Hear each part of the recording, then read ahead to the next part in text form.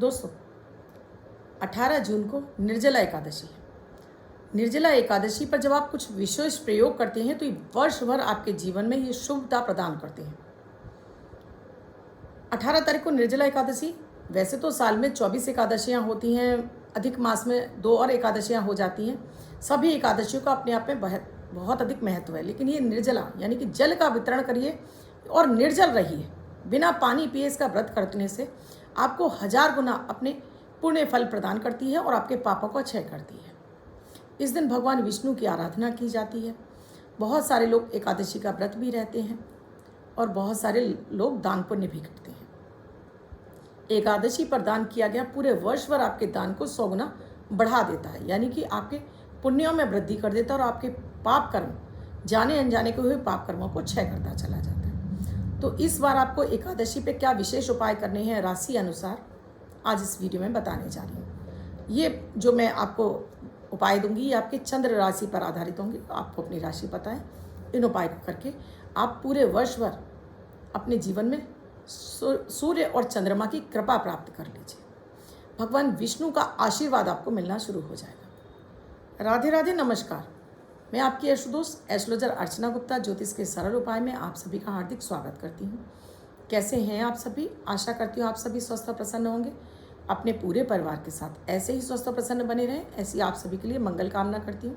इसीलिए हर दिन को लकी और बेहतर बनाने वाले 1 मिनट का प्रयोग अमृत की बूंद और जादुई अक्षर लेकर आपके समक्ष हर दिन उपस्थित होती हूँ। दैनिक ग्रह गोचर पर आधारित होते हैं, इसलिए बेहद प्रभावी हैं। इसमें ना तो राशि देखने की आवश्यकता होती है न लग्न। किसी भी देश, किसी भी भाषा, किसी भी धर्म का व्यक्ति करके इनसे अपने जीवन में शुभता प्राप्त कर सकता है। मात्र 1 मिनट का प्रयोग है और पूरा दिन आप एनर्जेटिक बने रहते हैं। ग्रह नक्षत्रों पर आधारित है, इसलिए और ज़्यादा प्रभावी हो जाता है। इसमें ना तो राशि देखने की आवश्यकता होती है न लग्न, इसलिए हर कोई व्यक्ति इन्हें कर सकता है। आपके मानसिक तनाव को दूर करते हैं, आपकी ऑरा को क्लीन करते हैं, आपकी इम्यूनिटी को बूस्ट करते हैं और आपको आपके भाग्य का साथ भी दिलाते हैं। आपको आगे बढ़ने के रास्ते दिखाते हैं, घर में क्लेश का वातावरण भी समाप्त करते हैं। तो आपको इन्हें ज़रूर आजमाना चाहिए। 1 मिनट का प्रयोग है, इतना तो आप अपने लिए कर ही सकते हैं। और नहीं शुरू की हैं तो आप कर लीजिए। 8 से 10 दिन के अंदर आप इनका बेहतर रिजल्ट देख पाएंगे और फिर आप इन्हें छोड़ नहीं पाएंगे। वीडियो शुरू करूँ उससे पहले आप सभी से एक ही रिक्वेस्ट है, आप मेरे इस चैनल से नए जुड़े हैं, आपने अब तक चैनल को सब्सक्राइब नहीं किया है तो प्लीज़ चैनल को सब्सक्राइब कीजिए, साथ में घंटी के बटन को ऑल पर कर लीजिए, जिससे प्रतिदिन के वीडियो का नोटिफिकेशन भी मिले और आप अपने जीवन में समस्याओं से बाहर निकल सकें। दोस्तों, अमृत की बूंद जादुई अक्षर, 12 जून 2024 दिन बुधवार। आज का राहु काल है 12:12 से 2:05 तक। इस समय आपको कोई भी शुभ नया कार्यक्रम नहीं करना चाहिए। आज अभिजीत मुहूर्त का कोई समय नहीं है। आज की अमृत की बूंद में आपको चुटकी भर फिटकरी अपनी टिप पर लगाइए, यहाँ पर मुंह में घुमाइए, मुंह में पानी भरिए और कुल्ला कर दीजिए। तो आज के दिन आप वाणी से जो भी बोलेंगे उसमें आपको सफलता प्राप्त हो जाएगी। जादुई अक्षर है शाह, शंकर वाला शाह। इस शाह शब्द को रेड कलर के पेन से लेफ्ट हैंड पर कहीं भी लिखकर छोड़ दीजिए। 24 घंटे तक लिखा रहने दीजिए। दूसरे दिन आप नहाएंगे धुल जाएगा। नया शब्द देती हूँ, आप उसको फिर से लिख सकते हैं। आप इसको अपने हाथ पर नहीं लिखना चाहते हैं, छोटी सफ़ेद कागज़ की चिट लीजिए, रेड कलर के पेंसिल की फोल्ड करके पर्स या पॉकेट में रखिए। 24 घंटे तक साथ रखिए। दूसरे दिन फाड़ कर किसी पेड़ की जड़ में छोड़ दीजिए। आप इसे नाली में ना बहाएं। दोस्तों, आज बात हो रही है निर्जला एकादशी की। इस दिन आप अगर व्रत रह सकते हैं, अगर आपका शरीर साथ देता है तो व्रत रहना चाहिए, क्योंकि ये निर्जल रहने का पीछे भी कारण है, जिससे आपका एकादशी तिथि पर, आपकी इसी एकादशी नहीं किसी भी एकादशी तिथि पर आपका चंद्रमा तो बलि हो ही जाता है। आपका डाइजेस्टिव सिस्टम खराब होने लगता है, चीज़ें आपको जल्दी से पचती नहीं है, इसलिए अन्न का भी त्याग करने को बोला गया है। किसी भी एकादशी में आपको अन्न का त्याग करना होता है और इसमें जल का भी। जितने घंटे आप जल छोड़ सकते हो उतने घंटे आप जल छोड़ दीजिए। नहीं छोड़ सकते हैं तो पी लीजिए, लेकिन इन चीज़ों का दान भी करना है आपको। दान करने से आपको 1000 गुना इसका फल मिलता है। सूर्य और चंद्रमा आपके प्रबल होते हैं, देवगुरु बृहस्पति आपको शुभ फल देने लगते हैं। तो इसलिए इस दिन आपको राशि अनुसार क्या दान करना चाहिए। अगर आप मेष राशि के हैं तो इस दिन आप भगवान विष्णु के आगे एक दीपक में थोड़ा सा लाल चंदन पाउडर डालकर घी का दीपक जलाइए। ओम नमो भगवते वासुदेवाय नमः मंत्र का जाप करिए।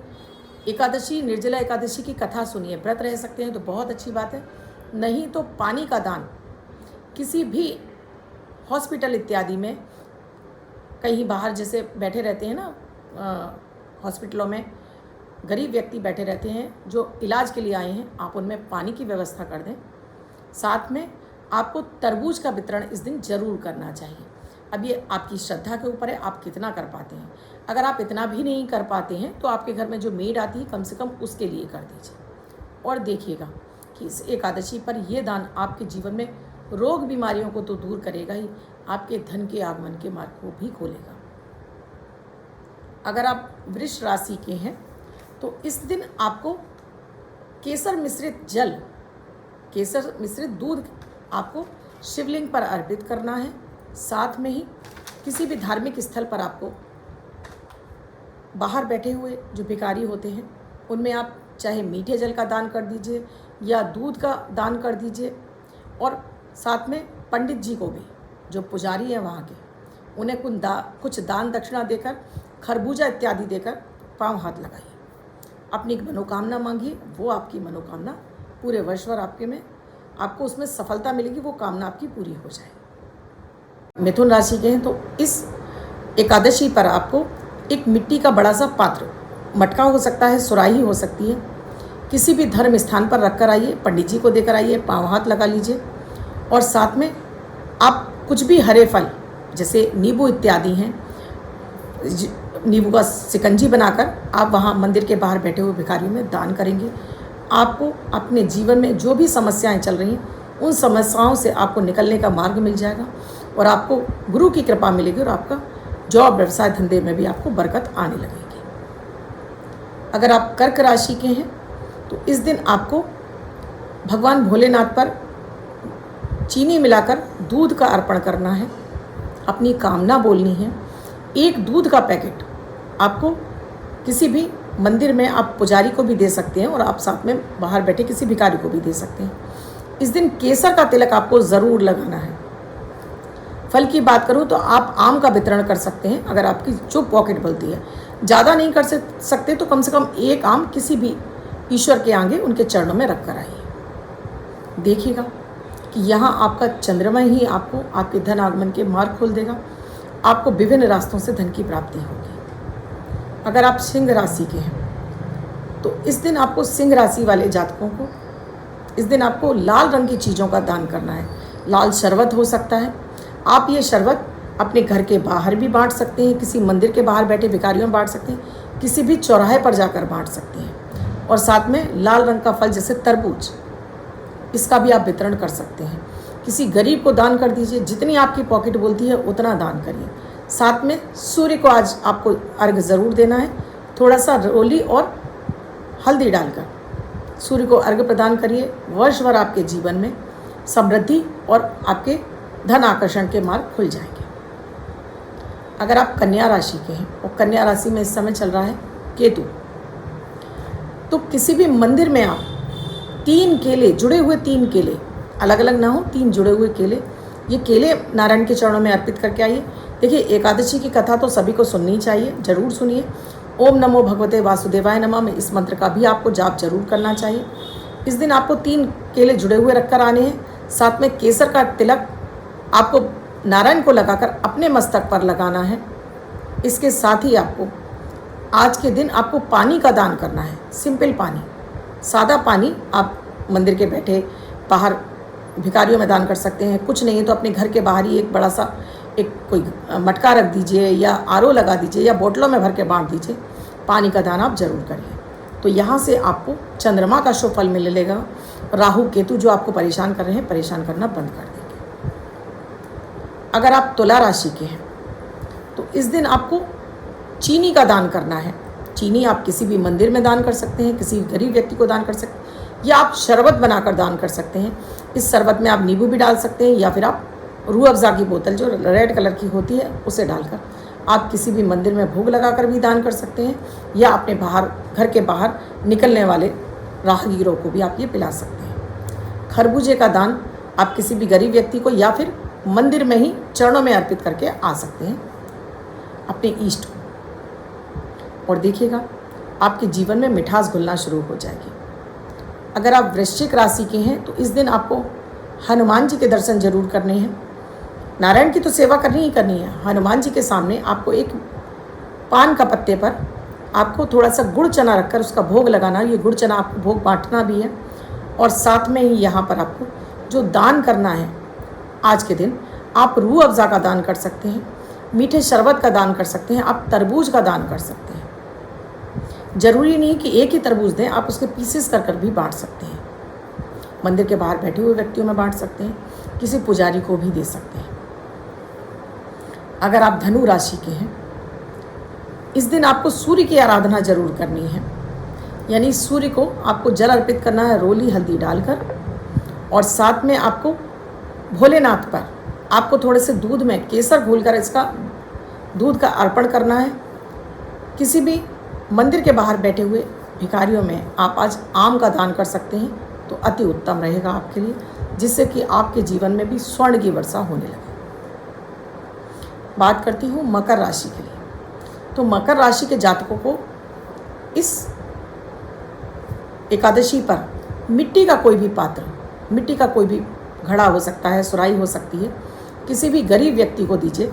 इसमें थोड़ा सा जल डाल दीजिए, थोड़ी चीनी डाल दीजिए और 1 रुपये का सिक्का डालकर। साथ में पंखा इत्यादि, चाहे वो बिजली का हो सकता है, हाथ से करने वाला पंखा हो सकता है, किसी भी मंदिर में जाकर आप लगवा सकते हैं। आपकी जो पॉकेट बोलती है वो, या किसी गरीब व्यक्ति को दान कर देते हैं तो आपके जीवन में भी आपके दाने पानी की व्यवस्था ईश्वर करते हैं और आपका भी भंडारे भरने लगते हैं। आप कुंभ राशि के हैं तो इस दिन आपको पक्षियों के लिए मिट्टी के एक पात्र में जल और दाना रखना है आपको इस दिन।